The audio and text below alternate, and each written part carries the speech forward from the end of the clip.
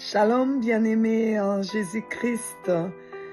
Voilà, Eldabar vous invite à la semaine pascale qui aura lieu du mercredi 25 mars 2026 au mercredi 1er avril 2026.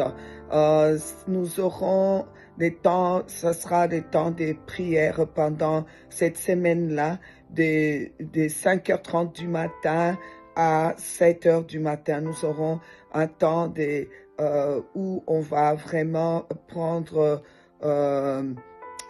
les discernements à cœur, parce que le thème c'est les discernements des esprits. Que le Seigneur vraiment puisse nous aider à discerner les esprits, parce que nous savons que on en a besoin. Alors on peut pas marcher dans les surnaturels et ne pas discerner les esprits.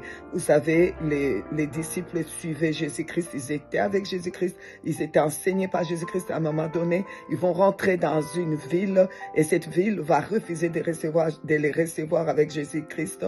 Alors qu'est-ce qu'ils vont faire? Ils vont demander au Seigneur Jésus-Christ, tu veux qu'on demande, qu'on prie, qu'on demande que le feu descende, qu'on fasse descendre le feu sur eux pour les brûler en fait, brûler tous ces gens. Et le Seigneur Jésus les regarde et dit, vous ne savez pas de quel esprit vous êtes animés. Alors on se pose la question, ils étaient avec Jésus-Christ. Comment ils pouvaient être animés par un autre esprit? Alors c'est pour vous dire, bien-aimés, que nous cherchons les surnaturels, nous voulons vivre dans les surnaturels, c'est très bien. Mais il y a certaines de nos actions, actes, paroles, on doit se demander, on doit discerner, se demander quel esprit m'anime. Et quand je prends cette décision, quel esprit m'anime? Quel esprit m'anime maintenant? Et quand je me mets en colère, quel esprit m'anime? Et les conséquences. Alors, et quand je fais telle chose, même pendant que je suis en train de prier, Job, je vous ai déjà dit, Job n'était pas en train de faire quelque chose de mal. Il était en train de sanctifier ses enfants pendant que les diables étaient partis l'accuser. Mais qu'est-ce qu'il avait fait de mal? Mais quel est l'esprit qui l'animait? La peur. La peur. L'esprit de peur. Et souvent, on est animé par l'esprit de colère. Hein? Vous savez, la femme qui avait l'esprit des pythons, qui ne disait rien de mal derrière les apôtres, disait que voilà, ce sont des serviteurs de Dieu, il faut les écouter. Mais il y avait un esprit qui l'animait, qui était derrière cette femme.